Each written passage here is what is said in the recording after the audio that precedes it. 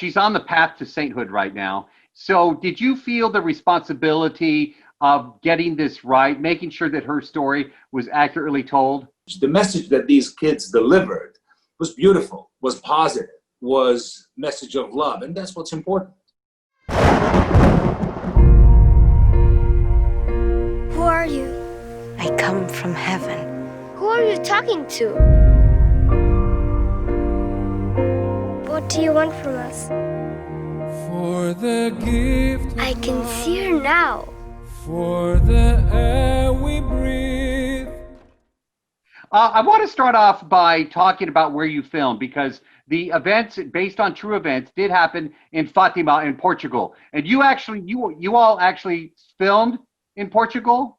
Yeah, we filmed in Portugal, but we filmed in Lisbon and in Tapada de Mafra because, you know, the appearance scenes where the Virgin was there, we filmed in Tapada de Mafra. It was beautiful landscape. So tell me about the audition process. When you were actually going out for this role, what did you know about it at that point? When they called me for the casting, I started reading about the story, you know, to understand it better. And then when I went into it, I obviously did my audition. I tried to did it the best way possible because it was really special for me to, you know, nail the audition. And when they called me back for the callback, I did it again. And after they chose me, and I started reading the scripts page through page and understanding the character of Lucia better. Lucia dos Santos is to play. She is a real person that lived, years ago. She's on the path to sainthood right now. So did you feel the responsibility of getting this right, making sure that her story was accurately told? Yes, of course. I went to Marco after I got chosen, of course, and I asked him all about all the questions I had to make, you know, Lucia as real as ever, and I tried to portray her in the best way possible and, you know, spread the message, of course, in the movie. What does this role mean to you personally, now that you know the whole story?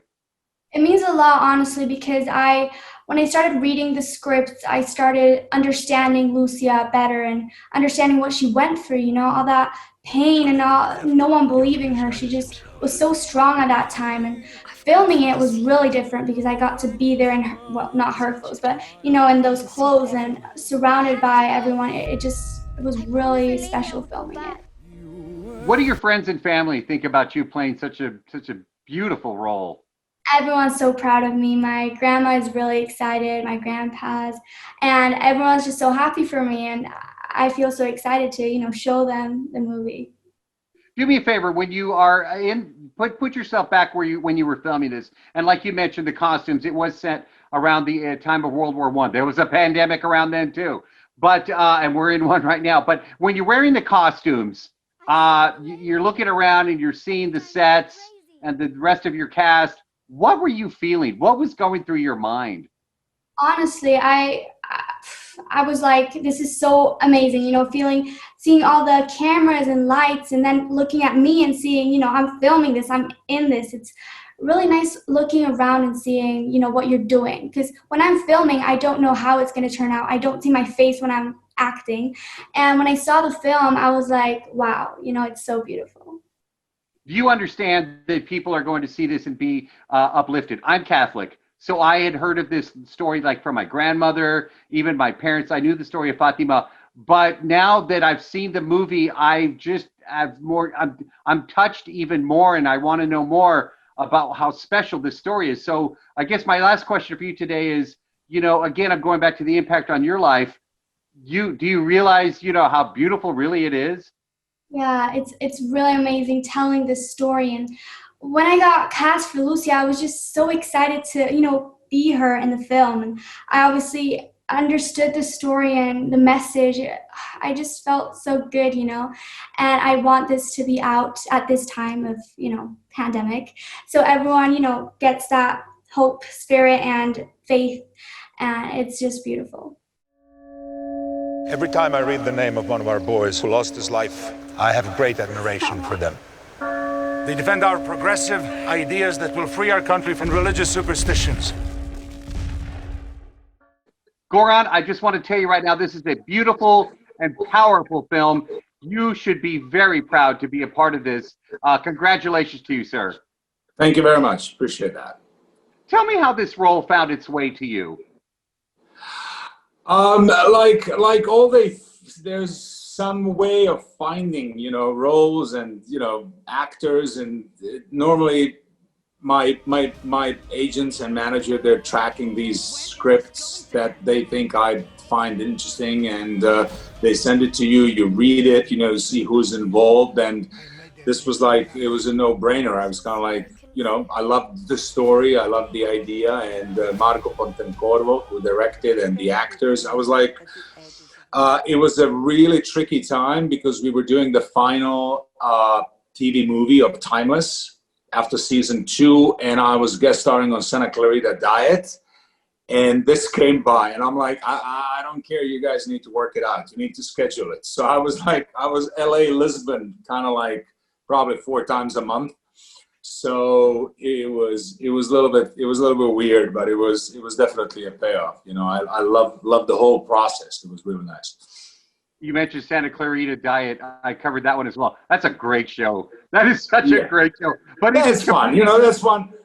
Yeah. Sorry, we have a bit of a delay. I'm all the way in Croatia. Oh, I was going to say Santa Clarita Diet, and then we go to Fatima. So I love it. Completely different. So that's life of an actor, I love that. So I don't want to do any spoilers, but your character, is he the bad guy in this story? I mean, look, he was a real guy. He was a equivalent of today's mayor in the story. At that time was a really weird time in Portugal. Government was trying to put this church on the outskirts of society. They were trying to portray the church and churchgoers as a superstitious bunch and stuff like that. So it was a tough time for a free thought and basically doing whatever you wanted. If you go to church, you were immediately a little bit frowned upon, especially from the government and stuff like that. So he was a mayor working for the government, and when he heard that this story has a potential of coming out, he didn't believe the kids. I mean, even the bishop didn't believe the kids because it's a big deal, big story.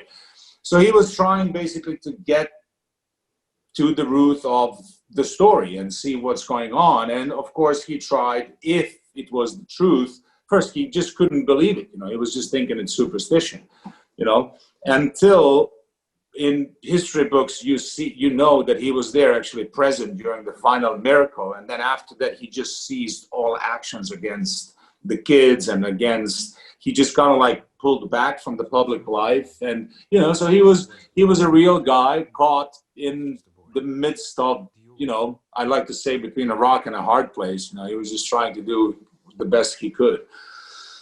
Yeah, and I'll just add, it's a story about faith, and when you try to believe in something that you can't see yourself, then I think the doubt kind of kicks in. So that's why I call him the bad guy, but I don't really know if I see him as that. I just kind of think he was going along, like you said, what was happening. I want to close with this because the impact, I knew the story of Fatima just growing up. I'm Catholic.